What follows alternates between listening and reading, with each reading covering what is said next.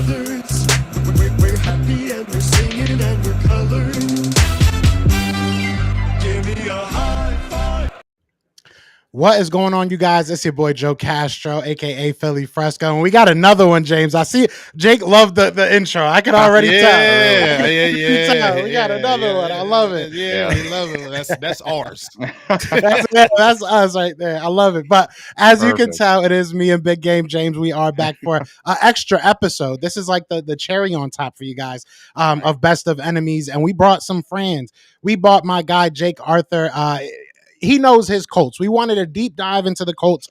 Both the Eagles and the Cowboys both play, alongside the other NFC East teams. We both play the Colts. We want to know what the heck is going to go on this year. We want to, we're excited for this. Felt this was the best guy to bring on, so we got my guy Jake. Jake, how's it going, man? Good to have you on. Yeah, absolutely, guys. Thanks so much for having me. Definitely. So he works for Locked On Podcast, does the Locked On Colts. I told them earlier, he took our friend, he took our fan Giovanni. So it's a little bit different. Last year we were talking about Carson Wentz, but this year we're talking about a new quarterback, and we'll get into that. But before we get into all that, before we get into the certain players, I kind of like to ask a question, and that's, where are the Colts? Who are the Colts going into this offseason? Like, take me back before the draft, before the free agency happened, coming out of this season. Who were the Colts? What was their main concerns going into this offseason? Well, going into this offseason was a lot of soul searching because I'm sure you guys noticed near the end of the year, the Colts were the team no one wanted to play. It looked like they could beat just about anyone. They had a really impressive resume. And then the last couple weeks hit, they had a COVID wave that went through the building starting week 16, I think. So it was the Cardinals, Raiders, and Jaguars the last three games. They managed to beat the Cardinals with just a patchwork roster, and then they totally collapsed the last 2 weeks and missed the playoffs. All they had to do was win one of the last two games against the Raiders, which is a winnable game, and the Jaguars, who were the worst team in the league, dropped them both. So that was a collapse that had really never been seen around here, like something of that magnitude, because they had expectations, they had this and that, and they had such a really good roster that was just dependent on a couple things that fell through. Quarterback play was one of them, but Wentz wasn't necessarily the only thing that went wrong there at the end. But they had a lot of figuring out to do. Were they going to go forward with the same quarterback? What kind of players do they need to bring in to make sure something like that collapse never happens again? They had some important free agents at big positions. They had to figure out left tackle.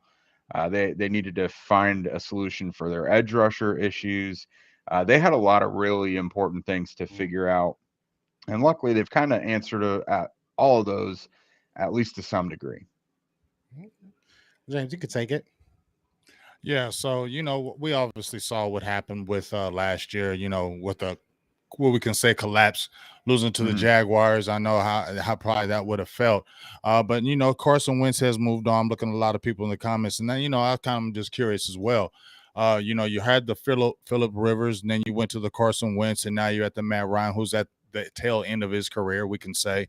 We know this is probably a stopgap. So, but how do you feel about Matt Ryan being the quarterback of the Colts? Do you think he has enough in him to get you to the playoffs? What do you think about his status and even the future and beyond with the quarterback position? Yeah, there's a lot to be optimistic about with Matt Ryan. He's a really good fit with Frank Reich, because the perfect Frank Reich quarterback, first and foremost, is accurate. And that's kind of his biggest thing, Matt Ryan. He throws with a lot of timing, anticipation, and accuracy. Anytime we've asked Frank Reich about what he wants in a quarterback over these last 4 years, accuracy is pretty much always the first thing. Matt Ryan is also a really good leader. They wanted a strong leader in that position after the last year, and they're over the moon about what Ryan has showed them so far. During OTAs and workouts and stuff, the coaches can't be on the field yet with the players, and Ryan was basically an extension of the coaching staff. And another part that a lot of people don't really know to talk about yet is the Colts have a really young receiving core, lots of athletic raw skills. Uh, but those kind of guys need a quarterback, kind of a veteran quarterback, to help bring out the best in them and get to their potential. And the Colts really feel like Matt Ryan is the guy that can help those receivers get better and actually reach their potential and become more well-rounded players. So I'm really optimistic about that. I think Ryan can help pick up where they left off with Phillip Rivers. Not to say last season was a lost season. It was a big disappointment at the end of it, even though they looked really good at times. But the progress they made having Phillip Rivers there, get them to the playoffs. They should have beaten the Bills in the first round of the playoffs 2 years ago, and then to just totally fall off and miss the playoffs last year. It just was one step forward, two steps back. So having Matt Ryan hopefully is going to kind of give them those couple steps back that they had taken. Physically, he looks fine. I know the Falcons had a terrible season, and Ryan, being the face of the franchise, it kind of makes him look like he didn't have a good season, but it wasn't really the case. Julio Jones was gone. Calvin Ridley was gone for pretty much the whole year. His top receiver was a rookie tight end, and that's a position that's difficult to acclimate to as a rookie to begin with.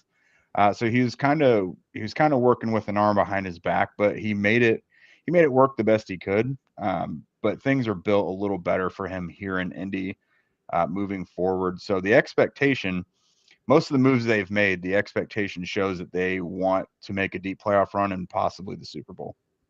Yeah, and last year, shout out to everybody in the chat. First of all, I don't know shout why out to everybody. Restream doesn't want to show the chat today. I know it's acting weird. I thought it was just me. I was looking at that like, is this me? Are we live? I'm looking at it. Yeah, live. We see you guys. And I do apologize. I don't know what's going on. But the question I want to ask is, like we were saying earlier before we got on, last year we were talking about Carson and you talked about it. And this year we're talking about Matt Ryan. One thing that I heard last year that you just said again with Matt Ryan is that you guys are built a little bit better than the previous team that they came from, right? With the Eagles, we had that porous offensive line, really no weapons for him on the offense to really go to. You can say the same thing about a Matt Ryan with the Falcons like you did. My question to you is, and maybe this is an unfair question, but do you think it was Carson Wentz? As an Eagles fan, that's kind of what they would. Do you think he was the reason you guys kind of had that collapse, or was it kind of really just a team thing? He was the scapegoat, easiest person to point the finger at. I don't want to put you into like a corner where you have to say something, but how do you feel about that? Well, it is a bit of both. The last 2 weeks of the season was a group effort in them collapsing like that. All they had to do was win one of those two games. Week 18 against Jacksonville, it looked like no one even got off the bus. It was probably the worst football game I've ever seen played, at least by the Colts. It was embarrassing to be a part of, even just covering it. It was bad. And that's how every single person in the building felt as well. As for the Raiders game the week before, they win that game, they go to the playoffs. Guys started to really decline in their performance then too. But I think just even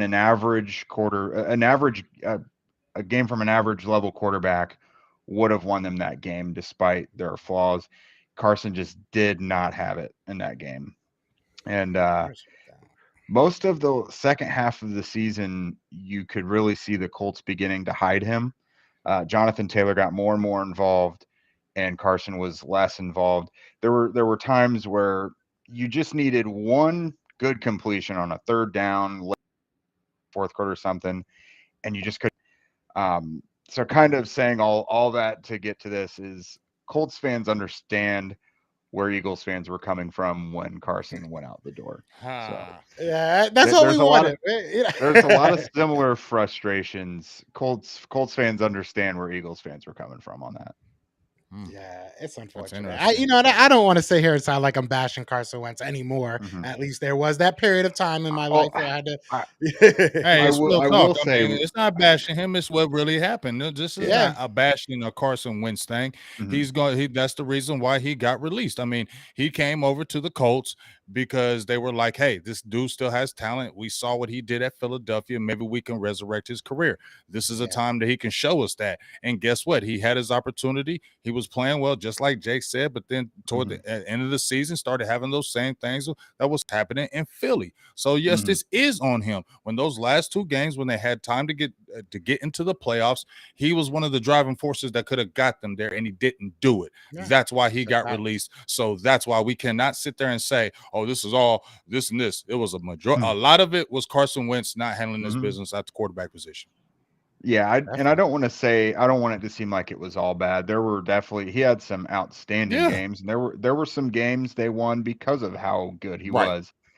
But big but, exactly. And a lot of people point to his stats on paper looked pretty good, but the inconsistency was just insane. Like, there could be a game where he doesn't even reach 125 passing yards, and then he'll throw for 3 or 4 touchdowns the next week. Like, you cannot count on that weekend. You have to know what you're getting to some degree. And you literally never knew quarter to quarter what you were getting with Carson. Second half of the season, it kind of fell off. Most fourth quarters, it fell off. I just understand why they felt they had to make the move. I agreed with trading for Carson Wentz when they did it. I thought it was a worthwhile risk that could work because bringing him back with Frank Reich. But by season's end, they realized, they got to move on, and that's what they did. Yeah, and I will say, you guys helped us twice, right? You guys gave us the trade to get rid of Carson, and then you guys fleeced Washington. In my opinion, I feel like you guys got the better of that deal. But go ahead, Jay. Yeah, true, very true. No, I was just I was going to ask, just before we I want to ask about some players, some draft picks, things of that nature. But I want to talk about your new defensive coordinator. Gus Bradley. It's going to be his first year. Moving on from Eberflus, because Eberflus was with the Cowboys. Actually, he could have been our defensive coordinator. Things didn't happen that way. I liked him in Colts. I thought he was a good defensive coordinator. I liked him. I hoped he could have stayed in Dallas. Tell me what you think about the impact Bradley's going to bring to the Colts defense, especially with the new addition of Stephen Gilmore coming over there now. What do you think is really going to add to this defense, and what do you really expect from this defense this year? Yeah, so I agree. Eberflus was a really good defensive coordinator. The Colts defense was always pretty decent under him. But I think there was some probably areas for improvement that Gus Bradley should hopefully fill. One of them was pass rush was always pretty inconsistent. They would have okay numbers by season's end, but they would go whole games without hitting a quarterback. And that just can't happen. Their young defensive ends that they would draft just wouldn't seem to develop very well. So pass rush, I think, is going to be a big thing that Bradley can help with. And that includes like how they line guys up. Like right now, Yannick Ngakoue and Kwity Paye should be the starting defensive ends. And we expect them to line up in the wide 9 quite a bit more. So just lining them up farther outside the tackles, which will give them more time to kind of set them up and win those matchups. And under new defensive line coach Nate Ollie, it's supposed to be more of an attack front where, Paye, Buckner, Grover Stewart, and Ngakoue, there's less thinking, there's less setting things up. There's just go disrupt. So that should be a big benefit for the defensive front. And the secondary, there should be more man defense. There was plenty of times there would be a third down, they were playing a soft zone, and it's like, the offense is gonna pick this up. Like you got to try and lock some guys down. So I think there will be more man coverage, some cover 3 things, so some more of that should be beneficial. They've got some nice young safeties that should work pretty well with. Julian Blackmon's coming back from an Achilles, so we'll see how good he looks. He was a bright young safety before that happened, but again, we'll see. Nick Cross was a safety they're in love with, real explosive, athletic guy. He kind of becomes a starter now by default with Kari Willis retiring. So that's kind of a guy that might shine pretty well in this new defense. But overall, the hope is better pass rush, better player development, especially from those pass rushers, and then just kind of seeing the coverage tighten up a bit. And you mentioned Stephon Gilmore. That should be pretty big because Carolina, that wasn't his best year last year, but he still was a pretty decent player when he was healthy. Yeah. Very true, Definitely. very true. And Yeah. and you talk about the defense. I'm glad you brought that up. You not too long ago, I think it was like earlier this morning, you brought it up. I was kind of scrolling through your timeline. You were talking about the defensive tackles you got, and you were talking about having one of the better duos. Do you want to kind of talk to me? We all know who DeForest Buckner is, but I'm gonna be Mm, 100% honest. The second guy you said, I was kind of new to him, so just kind of yeah. throw his name out there. Let me know what I should be expecting when the Eagles do go against him, because we got to make sure we know everything. Right. Yeah, no, so that's Grover Stewart, and Nick Sirianni knows all about Grover Stewart, so that he'll be part of the game plan. But no, Grover is basically the Colts nose tackle. They're a four-man front, but he plays the one tech. So whatever a nose tackle in that defensive front is, he is. He's a real big guy, well over 300 pounds, very athletic. He occupies a lot of blockers, but he's really, really strong. Really good run defender, but he will shrink the pocket and just kind of put pressure on the quarterback up front, which everyone knows that's a quarterback's least favorite thing. But really, his just dominant trait is his power and ability to occupy blockers, but also move them where he wants them. He's really fun to watch in training camp, especially. I don't know whether it was the defensive scheme or what on game days that didn't have him disrupting or attacking as much, but I think he's going to in this new defense. But no, he's a really well-rounded player. He doesn't put up like huge stats like most nose tackles don't, but he's really disruptive. You'll see that power immediately if you watch him. Yeah, so I saw you throwing out the words, one of the best in the league. I was like, oh, who's this?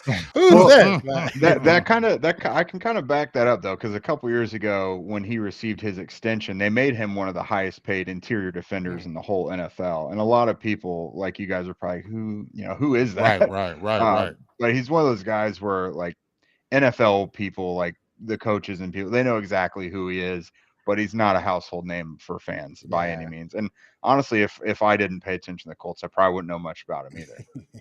Real Facts. quiet guy. That's a good thing. That's why you're on here, because we can learn these Yeah, things. we need to you know what I know. mean? Trying to help. Yeah, and you're doing a great job at it, and we definitely appreciate you. Appreciate you. I want to ask you about your draft class right quick, Mhm. because number one, you had a couple players that I was interested in, and I know the Cowboys were definitely interested in. Actually, I think I yelled at your team. Actually, at the TV when we did our live draft, I was yelling at the Colts because Mm. there was a couple players. Bernard Bernhard Raymond, I liked him at the Senior Bowl. I want to get your opinion of these guys, but Bernhard Raymond was a guy at Central Michigan. I liked him at the tackle position. I thought he was athletic, and I know you guys already have a pretty decent offensive line as is. Kind of where do you think he fits? Tight end Jelani Woods, that's the main tight end Cowboys had their eyes on. They really wanted to pick him in that third round. That's where I feel like they were targeting him, and then you guys scooped him. Maybe what's your plan for him? Because he's all athletic of all get out, but he still has a learning curve. And then your receiver, Alec Pierce, because the Cowboys had their eye on him. But obviously, you had your receiver from last season on the opposite side, Pittman Jr. He's had a pretty good year, and now you're possibly adding Pierce. Kind of, what's your thoughts on all three of those guys, and what do you think they're going to contribute this season? Yeah, so Pierce is a pretty good complement to what the Colts want alongside Pittman. Pittman can win downfield, but he's more that classic X. He's going to go over the middle and make the tough catches, things like that. Pierce is a real tall, rangy guy. I think he's about 6'3", 6'4", really fast, and he specializes at contested catches. He's just really good at tracking the ball like that and just kind of winning the 50-50 balls. He's got some learning to do. He'll probably need to be more polished as a route runner. He'll probably contribute pretty quickly on more basic routes and things like that. They did that for Pittman when he was a rookie. They did a lot of short stuff, a lot of slants and things like that. But no, I really like Pierce's long-term outlook. He was, in our pre-draft study, he was one of the receivers that fit the Colts best. Like even including guys that went in round one, Pierce really fit what they wanted. Jelani Woods is just a freak of an athlete. Right. I think he set like the record for relative athletic score, which combines 10 like out of your 10. yeah, your size and your athleticism and all that. He set the record for that. I think, like you said, it was like a perfect 10 out of 10. But he's such a Colts pick. Like they value athleticism and size like so much over a lot of other things. And so if you guys are familiar with Mo Alley Cox, he was a basketball player when the Colts signed him, but he's kind of had to develop into a football player. He's another big guy that can win all those things. But Woods is like the Mo Alley Cox that already knew how to play football, and he's really fast. He's violent with the ball in his hands. I don't know how much he'll contribute right away. I think they have big plans for him because they're infatuated with him. But I think he'll at least contribute like in the red zone and things like that. But it's hard for rookie tight ends to catch on pretty quickly just because there's just a big learning curve. But he does have the benefit. I think he got to college at Oklahoma State as a quarterback, and then they were playing Oklahoma one week and had him emulating Mark Andrews in practice. And then ever since then, he's been a tight end. Like, I guess he I he didn't know that. dominated That's practice. crazy. Yeah, Yeah, that's he crazy, dominated right? practice, and just it's that it was a wrap from there. So really, there just a well there. I feel like such a homer talking about Woods and what his potential is because He's got a big, lot strong, of fast, potential. athletic. He checks all the boxes in terms of potential. So there's nothing not to like about him. We'll see how much he can contribute right away, but he'll still be behind Mo Alley Cox and probably Kylan Granson for now. And then you were talking about Bernard Ryman. He right away, I don't know that he'll start. I think they would like him to be the long-term left tackle, but Matt Pryor is going to get the first shake at that. Former Eagle, of course. Different trade than the Carson Wentz one, but got him last year also. Yeah, I forgot about that one. Yeah, so Ryman right now is probably the backup left tackle. He could feasibly win the spot if something happens with Pryor, but he could also be in play for right guard as well. Those are the two kind of open spots on the Colts line. They're going to have new starters there, so he could factor into that if the guys who are going to get the first shake at starting there just aren't performing well, he could fit in there. But great attitude and work ethic, like that's kind of his bread and butter. Very athletic, very athletic. The entire draft class had a relative athletic score average of like 9.5 out of 10. Like Right. there wasn't anyone they drafted that wasn't a freak, basically. The only knock on Ryman for potentially playing tackle is his arms are just a tick under 33 inches, which is like the threshold that everyone wants, but it's not necessarily a big deal. Like the Colts right tackle, Braden Smith, he was a guard when he was drafted, and they just kind of fell into him starting at right tackle because they had so many injuries. And he has short arms too, and now he's become one of the better right tackles in the league. So it can happen. They know how to work around that. But he's more of a he'll probably contribute more next year. I don't know how big his role will be as a rookie, but long term, it would be nice for him to be the starting left tackle. Gotcha. Yeah, Gotcha. definitely. Yeah, and more that you talk about this draft class, the more I loved your draft class. I didn't realize It you was a took nice. so many. It was a nice little draft class. Yeah. Not just about the players. You took so many guys that the Cowboys wanted. It's like I Yeah, love we it. won Thank it. you so. Yeah. You Whatever. guys, you're helping me out every Whatever. left and right. But Oh, Right. man. we got probably a question each left. But I do want to ask you. Look, there's a lot of connections between the Eagles and the Colts. We all know that, right? Another one is Frank Reich. The Colts, I feel like, have been on the brink of taking that next step. I think that we always look at you guys as a competitive team, as a team that's contending, and just looking for that quarterback. How much longer is that leash for this coaching staff, for this team? Like how much, what is the next step if you guys don't make the playoffs? You know what I'm saying? Like, what is the thought process behind all this? Yeah, that's kind of what I was getting at with the picking up where Phillip Rivers left off thing is number one, what happened last year is unacceptable. Missing the playoffs will be an enormous deal if it happens again. I mean, context is everything. We don't know what's going to happen. Like if Matt Ryan goes down and the season gets derailed, that's kind of understandable. But missing the playoffs, I don't think will be tolerated. And I would think people would be on the hot seat for that. I can't say what's the threshold to get someone fired. But Jim Irsay has just the utmost trust in Frank Reich and Chris Ballard.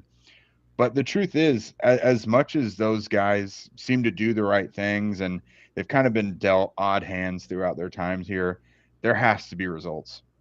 They have to win the division, which they haven't done yet. They've made the playoffs a couple times, but they got to get back and make progress. Like getting to the playoffs every now and then is fine, but like that's not like Jim Irsay loves the Peyton Manning era and the early Andrew Luck era. He brings those guys up in those eras every single time you talk. Every time he talks to the media, he very much loves the history of the Colts, even the recent history. So for the Colts to be treading water for this long is just unbearable to him. And at some point, something's got to give. Not only do they have to start getting back to the playoffs on a more regular basis, but they have to start being a contender in the AFC. They have, it's Chiefs, Bills, Bengals, teams like that. The Colts have to be in that conversation. Like that's what the next step is. Sure, they didn't make the playoffs last year, but that's not who they feel they are. They feel they should be a contender. So they have to make the playoffs this season. And not only that, but they probably have to win a game too. Otherwise, there's going to be some heat, I think. Yeah, Man, sure. Well, I would end mine with this. When I look at the Colts, I know what I would look at as a fan and maybe as a team. You're gonna have a veteran quarterback in Matt Ryan. Dallas has seen that, obviously with playing against Atlanta. Banging running back in Jonathan Taylor, up and comer, one of the who's who. And Darius Leonard, Buckner, as you spoke about. And now you have Gilmore. We've seen him. So Dallas, I would say, from a fan point of view, we know what to look at from the Colts. But I want to know, as a Colts person, what do you look at as far as you're matching up with the Cowboys? What would you say you would be looking at from a perspective of how to beat the Cowboys and how you would win that game? What do you think are some matchups? Who would you like? Hey, this guy kind of scares me, or that kind of thing. Give me your kind of breakdown of the Cowboys and what do you think how the matchup would be? Yeah, so I first look at the offense with the Cowboys just because there's still a lot of firepower there. I think the Colts linebackers would have to be on top of their game. Zeke, hasn't always been at his best lately, but to me, he's still a very dangerous running back. Tony Pollard is very dangerous, really explosive player there. So you have to make sure your linebackers are on their P's and Q's, both against the run and, making sure they're covering the flats when those guys go out to catch passes. And the tight end, Dalton Schultz, if he's around, of course, the linebackers and safeties have to be in charge of that as well. So the Colts would have to get pressure, and their linebackers have to be there to make sure everything stays in front of them. Otherwise, they could be in a world of hurt. I really like the fact that Stephon Gilmore is there now to help with CeeDee Lamb. That's definitely something that's a big boost because I do like the Colts' other corners, but having a true top corner against a guy like CeeDee Lamb, who the Colts were in love with coming into the draft, as far as I know, that's a big boost. As far as defensively, everything kind of starts with Jonathan Taylor. Like that's what you want most game plans in each week to start with is just see what Jonathan Taylor's going to be able to do. But once you establish that run a little bit, capitalize on the play action. That's a big Frank Reich staple. When his offense is working well, the play action is really humming. So, set up the run with Jonathan Taylor because everyone knows that's coming eventually. But try to take advantage, with a Paris Campbell or an Alec Pierce, someone who can stretch the field like that. Kylan Granson could be big in that matchup. He's their tight end too, but he's more of their yards after catch tight end, maybe going up the seam a little bit, taking advantage of the soft spots in the Cowboys defense. That would probably be how I would attack them. Nice. Okay. Yeah, okay. You guys gonna beat him. I got you guys by 40. Ain't beating us. I'm sorry. I like Jake. I like Jake. I love Jake. I love the Colts too. I can't wait till they play y'all. I'm not giving them that dub. But I'm definitely going to get. Did I give them that dub against y'all? I don't think so. Oh, Yeah, against us, I think you did. You gave everybody a dub oh, against us. I think nah, it was not It is. 20, really. 23-0 last time. Like Ah, the yeah, Cowboys see, hadn't been blanked in like 20 years leading yeah, up I to mean, then. see, I was trying to get you off the air before you got to that. You know what I'm saying? Because I remember we had that nice win streak in 2018 and we were humming. Yeah. But I'll be very honest with you, Jake, when that game came up, um, because when we played you before, when you had the Andrew Luck Uh-huh. game, I was real confident. I felt like we were going to beat you that game. I felt like it was going to be Mhm. that type of game. But when we had that win streak, I promise you, I was talking to my peoples and I was like, I don't like this game. I don't like this game. I do not feel good about this game. We got a long win streak. We going to Colts. Colts just be playing us a certain kind of way, and I just don't feel good. And when I saw Marlon Mack running early like that, I said, "Yep, here it is. This is that game." You That's know what how I'm I felt saying? about the Cowboys, though. The Colts historically just never won those games against like other teams like the Cowboys that were competitive and like way more often good than they were bad, and it just looked like a bad matchup to me. I did not expect that game to turn out how it did. I love the Darius Leonard and Leighton Vander Esch back and forth in that though. That was good. Yeah, that was like I said, Yeah. that was good, and I like the Colts.